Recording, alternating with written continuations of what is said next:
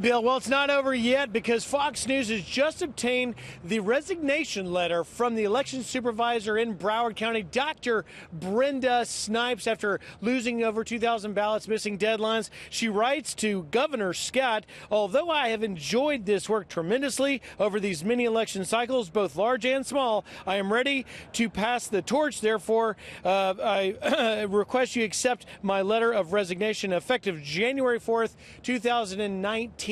Dr. Snipes' term was expected to run till 2020, but she came under too much scrutiny. Now, Governor-elect DeSantis will have an opportunity to replace her. The other big news, of course, over the weekend, Bill, and that is after 18 years, Bill Nelson conceding to Rick Scott in that Senate race. Nelson lost by 10,033 votes. Senator-elect Scott writing at foxnews.com, quote, "Now the voters of Florida have spoken, and I am honored to serve as our state's next senator and share Florida's success with the entire nation."